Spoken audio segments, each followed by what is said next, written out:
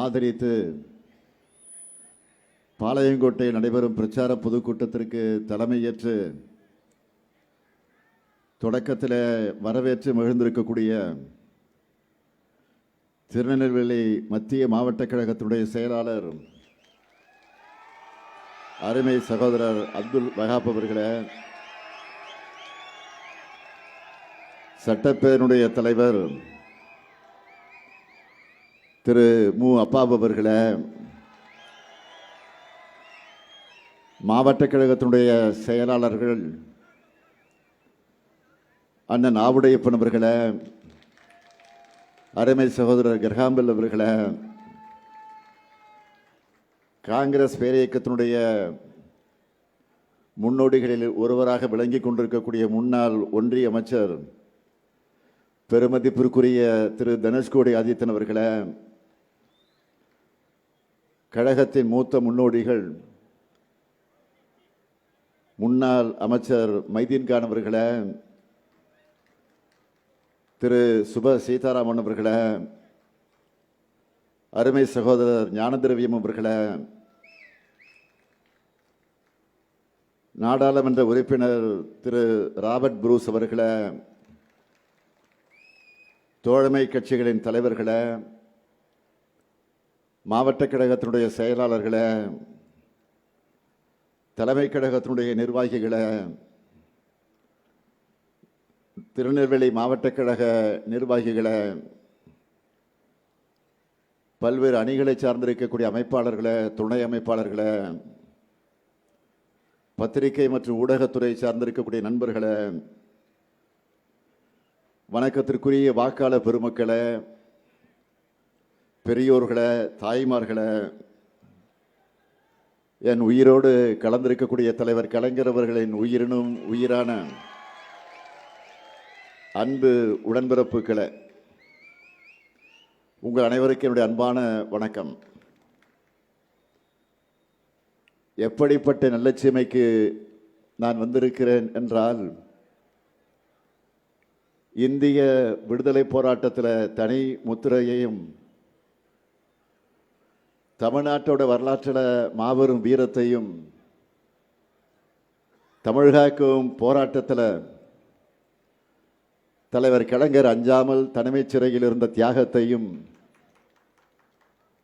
பெற்றிருக்கக்கூடிய பாளையங்கோட்டை இருக்கிற இந்த நெல்லைச்சீமைக்கு நான் வந்திருக்கிறேன். அடிமை அதிமுகவோட முதுகில் ஏறி மதவாத பாஜக நிகழ்த்துகிற அரசியல் பண்பாட்டு படையெடுப்பில் இருந்து தமிழ்நாட்டை காக்க உங்கள் ஆதரவை கேட்டு நான் வந்திருக்கிறேன். தமிழ்நாட்டை காக்க நான் ரெடி, நீங்க ரெடியா? தமிழ்நாட்டை காக்க நான் ரெடி, நீங்க ரெடியா? திராவிட மாடல் 2.0க்கு திராவிட மாடல் 2.0 ஆட்சிக்கு நான் ரெடி, நீங்க ரெடியா?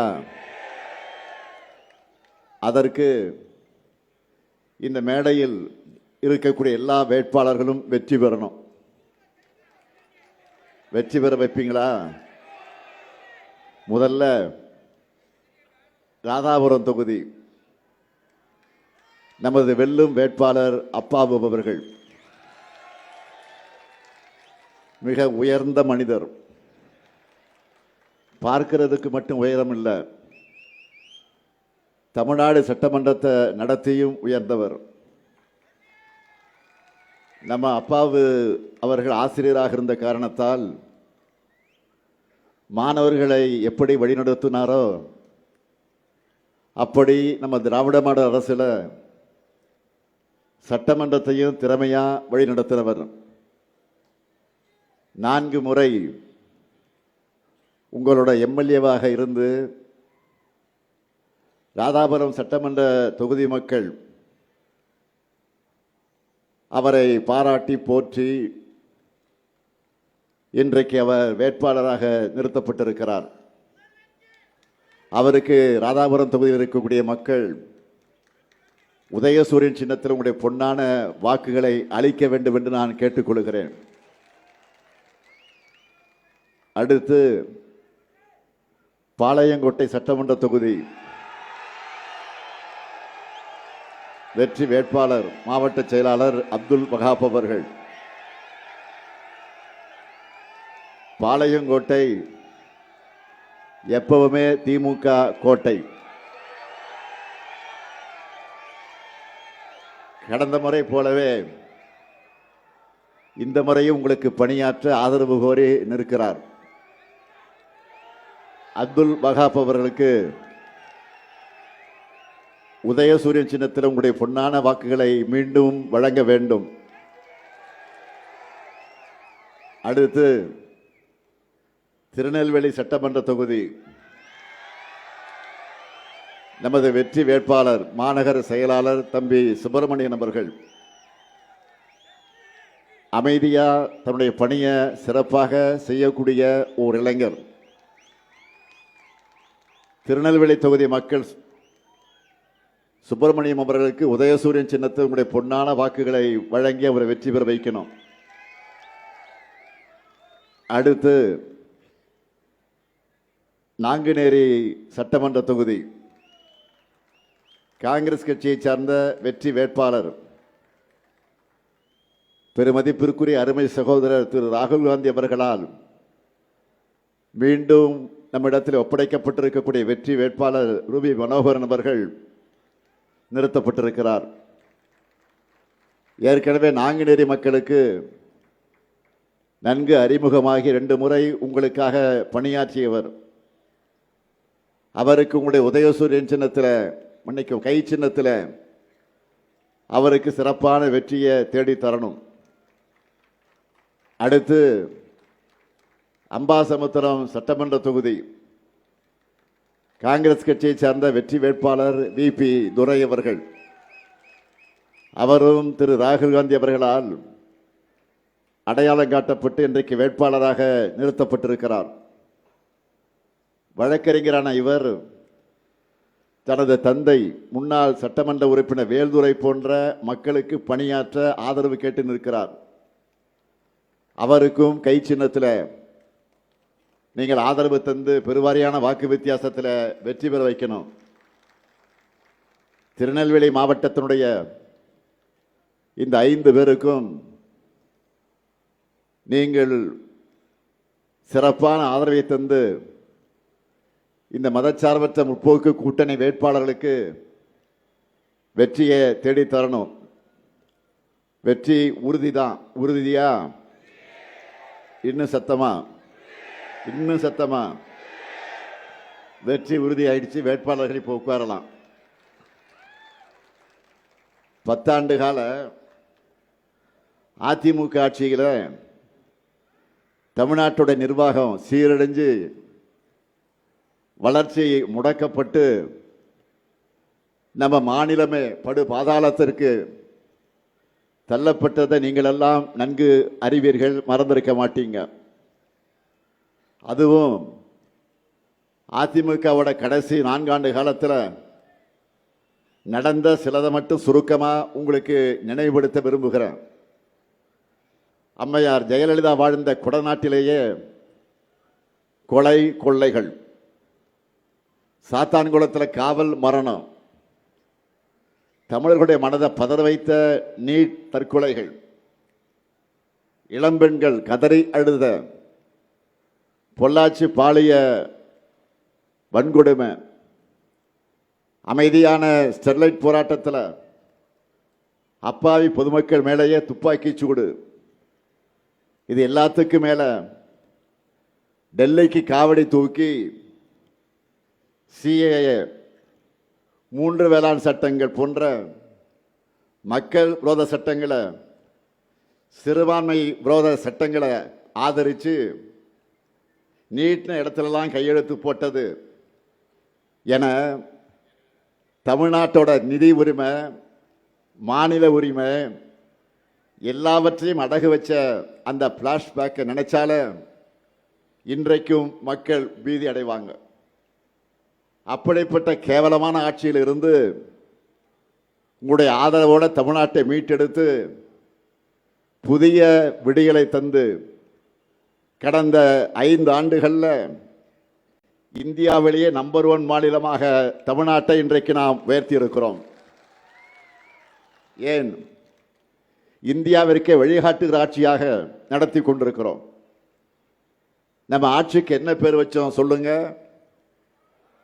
நம்ம ஆட்சிக்கு என்ன பேர் வச்சோம் சொல்லுங்க? திராவிட மாடல். நெஞ்சை நிமிர்த்தி சொல்றேன், இந்தியாவே தெற்கே திருப்பி பார்க்கக்கூடிய அளவிற்கு திராவிட மாடல் ஆட்சியில் தமிழ்நாட்டை தலைநிமிர வச்சிருக்கிறோம். முதல் நாள் முதல் கையெழுத்திலேயே மகளிர் பஸ்ஸில் போகக்கூடிய மகளிர் எல்லாரும் கட்டணமில்லாமல் விடியல் பயணம் செய்யலாம்னு உத்தரவிட்ட கைதான் இந்த ஸ்டாலின் கை. அதை தொடர்ந்து தமிழ்நாட்டோட அடுத்த கட்ட வளர்ச்சி, அதனுடைய வரலாற்றை எழுதணும்னு தீர்மானித்து தொடர்ச்சியாக பல முன்னோடி திட்டங்களை செயல்படுத்த தொடங்கின. அதையெல்லாம் பட்டியல் போட்டால் இந்த பொதுக்கூட்டத்தையே ஒரு சாதனை விளக்க பொதுக்கூட்டமாகத்தான் நடத்தணும். அந்த அளவுக்கு மலையளவு சாதனைகளை நாம் செஞ்சிருக்கிறோம். நம்ம திராவிட மாடல் ஆட்சியில் இந்த திருநெல்வேலி மாவட்டத்திற்கு செஞ்சிருக்கக்கூடிய திட்டங்களை மட்டுமே ஒரு தனி புத்தகமாக போடலாம். அதனால மிக மிக முக்கியமான முத்தாய்ப்பான சாதனைகளை மட்டும் தலைப்புச் செய்திகளா ஹைலைட்டா நான் சொல்ல விரும்புகிறேன். இந்திய வரலாறு தமிழ் நிலத்திலிருந்து தான் எழுதப்படணும் என்ற நம்மளோட முழக்கத்துக்கு அடித்தளமா நிற்பது என்னன்னு கேட்டீங்கன்னா பொருணை அருங்காட்சியகம். திருநெல்வேலி பல்நோக்கு மருத்துவமனையில் இதயம், நரம்பு, சிறுநீரகம், கல்லீரல் குறைபாடு உள்ளவங்களுக்கு சிகிச்சை வழங்க நவீன கட்டமைப்புகளோடு கூடிய மருத்துவமனை கட்டடம். பல ஆண்டு கனவு திட்டமான தாமிரபரணி, கருமணியாறு மற்றும் நம்பியாறு நதிநீர் வெள்ள உபரி நீர் திட்டம் தொடக்கம். மானூரில் அரசு கலை மற்றும் அறிவியல் கல்லூரி. 93 திருக்கோயில்களில் சீரமைப்பு பணிகள்.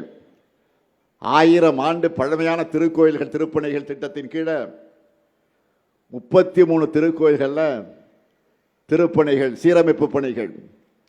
அம்பாசமுத்திரத்தில் புறவழிச்சாலை. இதுபோக நடந்து கொண்டிருக்கக்கூடிய பணிகளை சொல்லணும்னா 6 ஊராட்சி ஒன்றியத்தை சார்ந்த 831 குடியிருப்புகளுக்கான கூட்டு குடிநீர் திட்ட பணிகளும், களக்காடு நகராட்சி மற்றும் 7 பேரூராட்சிகளுக்கான கூட்டு குடித்திட்ட பணிகளும் முடிவுறக்கூடிய நிலையில் இருக்கிறது. மணிமுத்தாறு அணைப்பகுதியில் சாகச சுற்றுலா வசதிகள், பல்லுயிர் பூங்கா மற்ற இதர வசதிகளோடு சுற்றுச்சூழல் சுற்றுலா தலமாக மேம்படுத்துகிற பணிகள் தொடங்கப்பட்டிருக்கு. அதேபோல் கூட்டப்புலி மற்றும் குடுதாழி மீனவ கிராமங்களில் தூண்டில் விளைவு அமைக்கக்கூடிய பணிகள் நடந்து கொண்டிருக்கிறது. ராதாபுரம் வட்டம் விஜயாபதியில் புதிய விளையாட்டரங்கம். தாழையுத்து முதல் கொங்காந்தான் பாறை விளக்கு வரை மேற்கு புறவழிச்சாலை அமைக்கக்கூடிய பணிகள். காவல் கிணறு ராதாபுரம் சாலையில் ரயில்வே மேம்பாலம் அமைக்கும் பணியும், குலவர் நீர் பகுதியில் ஒய் வடிவ மேம்பாலம் அமைக்கிறதுக்கும் விரைவில் அந்த பணிகள் தொடங்கப்பட இருக்கு. ராதாபுரம் வட்டம் ஆலந்துறை ஆற்றின் குறுக்கே அமைஞ்சிருக்கக்கூடிய கஞ்சிப்பாறை அணைக்கட்டை மேம்படுத்தி அதன் மேல்மட்ட மற்ற கீழ்மட்ட கால்வாய்களை அனுமானதி வரை அகலப்படுத்தக்கூடிய பணி. அம்பாசமுத்திர வட்டம் விக்கிரமசிங்கபுரம் கிராமத்தில் கோரையாற்றின் குறுக்கே நீர்த்தேக்கம் அமைக்கவும், சேரன் மகாதேவி வட்டம் தெற்கு வீரவநல்லூர் கிராமத்தில் வள்ளிமலை ஓடையின் குறுக்கே நீர்த்தேக்கம் அமைக்கவும் திசையன் விலை வட்டத்தில் இருக்கக்கூடிய குட்டம் மற்றும் அதை சுற்றி இருக்கக்கூடிய பகுதிகளுக்கு வெள்ள நீரை திருப்பி விடுவதற்காக நம்பியாற்றின் குறுக்கே தடுப்பணை அமைக்கவும் முயற்சிகள் மேற்கொள்ளப்பட்டது. எல்லாத்துக்கும் மேலே பெருமையாக சொல்லணும்னா கண்ணியத்திற்குரிய காகிதமில்லத்தவர்கள் பேரில் 100 கோடி ரூபாய் மதிப்பீட்டில் மாபெரும் நூலகம் அமையவிருக்கிறது. இப்படி சாதனைகளை சொல்லிக்கிட்டே போகலாம். இவ்வளவு செஞ்சிருக்கிற துணிவோடு தான் உங்ககிட்ட நான் உரிமையோடு வாக்கு கேட்க வந்திருக்கிறேன். ஆனால் பழனிசாமி அவர்களும் வாக்கு கேட்டு வர்றார். எப்படி வர்றார்? சுயசந்தனை இல்லாமல் தமிழ்நாட்டை நாசப்படுத்தின அவர் துரோகத்தின் மொத்த உருவமான தன்னை மக்கள் புறக்கணிச்சிட்டாங்கன்னு பற்றி கவலைப்படாமல் அவர் முடிவு பண்ணிட்டார். புறக்கணிச்சிட்டாங்க மக்கள் முடிவு பண்ணிட்டார். அதனால தான் 10 தோல்வி பழனிசாமி நம்முடைய திட்டங்களை எல்லாம் காப்பி அடித்து புதுசாக ஸ்டிக்கர் ஒட்டி வந்து கொண்டிருக்கிறார். முதல்ல மகளிர் உரிமை திட்டம். கடந்த தேர்தலின் போது இந்த திட்டத்தை நாம் அறிவித்தப்போ இதை செயல்படுத்தவே முடியாதுன்னு பழனிசாமி சொன்னார். மக்கள்கிட்ட அந்த அறிவிப்பு கிடைச்ச வரவேற்பை பார்த்துட்டு கடந்த தேர்தலையே அவரும் மகளிருக்கான உதவித்தொகையை வழங்குவோம்னு நம்மை விட அதிகமான தொகையை சொன்னார். ஆனால் மக்களான நீங்கள் என்ன முடிவெடுத்தீங்க? கூசாம பொய்களை மட்டுமே பேசுகிற பழனிசாமியை நம்ப மாட்டோம், துரோகங்களை மட்டுமே விரும்பி செய்கிற பழனிசாமி ஏற்றுக்க மாட்டோம், புதிய விடியலுக்காக உதயசூரியனுக்கு தான் நாங்கள் வாக்களிப்போம் என்று சொல்லி வாக்களிச்சிங்க. நாங்களும் சொன்ன மாதிரியே உரிமை தொகையை கொடுத்து கொண்டிருக்கிறோம். அது மட்டுமல்ல, இப்போ கூட அதிமுக பாஜக போட்ட சதி திட்டத்தை முறியடித்து 5000 ரூபாய் வழங்கிட்டோம். அடுத்து திராவிட மாடல் 2.0 1000-ஐ 2000-ஆக உயர்த்தி தர போற அறிவிச்சிட்டோம். அதே போல விடியல் பயணத்திலையும் பெண்கள் சுதந்திரமாக பயணிக்க ஆரம்பிச்சிட்டீங்க. ஆனால் இந்த திட்டங்களை எல்லாம் கொச்சைப்படுத்தி பேசினார் பழனிசாமி. இப்போ நம்ம திட்டங்களை முடக்குவோம் தவிர்ப்போம்னு சொல்லிட்டு பிரச்சாரத்துக்கு போனால் மக்கள் விரட்டி அடிப்பாங்கன்னு உணர்ந்து தெரிஞ்சுக்கிட்டு உரிமை திட்டத்துக்கு குல விளக்குன்னு பெயரை சொல்லி ஸ்டிக்கரை ஒட்டிக்கிட்டு வந்திருக்கிறார். இதை பார்த்து மக்கள் என்ன பேசுகிறாங்கன்னா, ஸ்டாலின் சொன்னதை மட்டுமல்ல சொல்லாததையும் செய்வார்.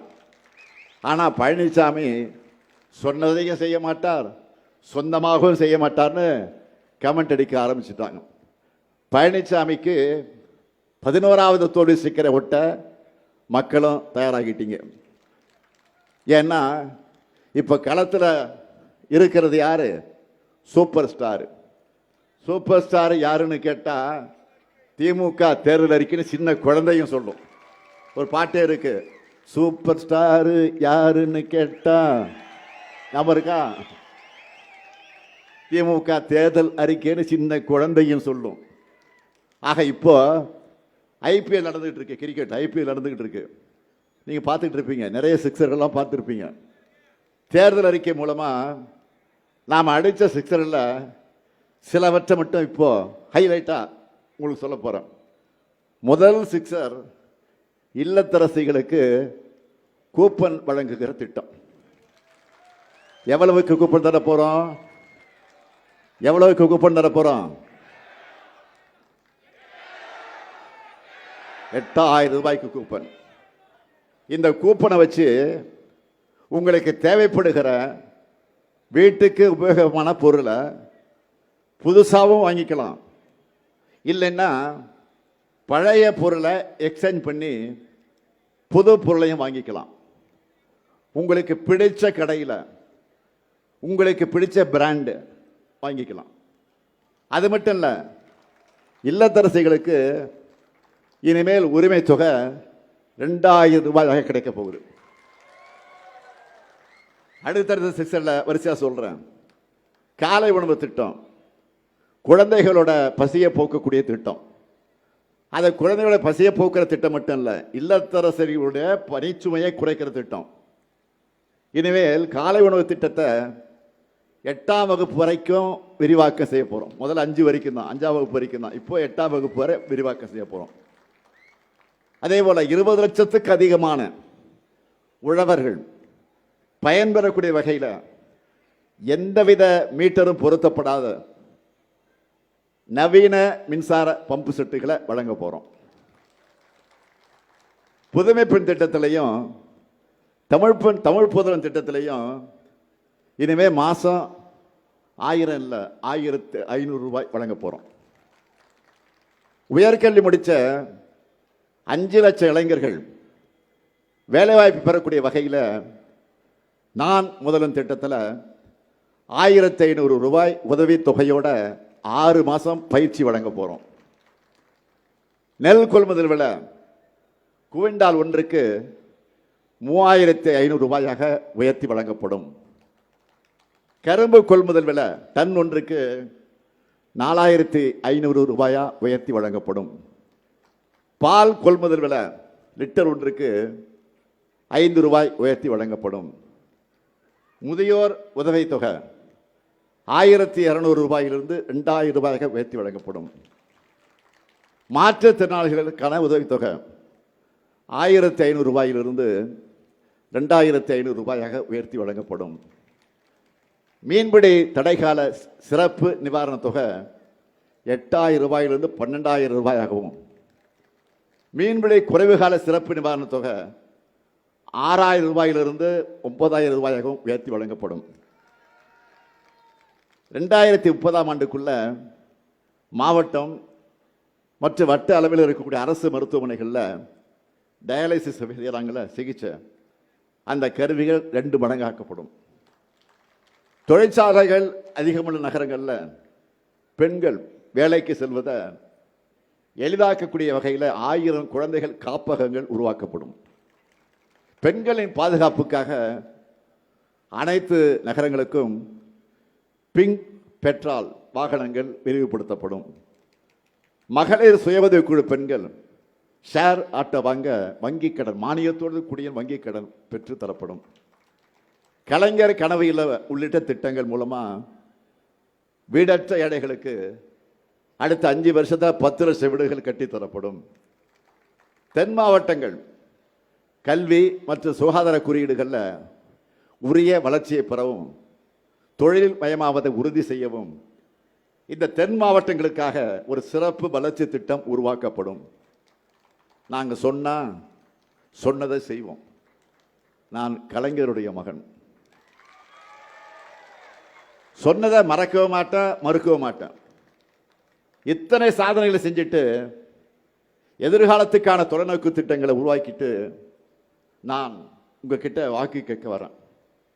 ஆனால் டபுள் இன்ஜின் டப்பா இன்ஜின்னு வரக்கூடிய அமித்ஷா ஆட்டு வைக்கும் பழனிசாமி அங்கே வைக்கக்கூடிய என்டிஏ கூட்டணியோட லட்சணம் என்ன? மக்களுக்காக அவங்க செஞ்சதெல்லாம் என்ன? 2014 பிரதமர் மோடி ஆட்சிக்கு வந்தார். 2016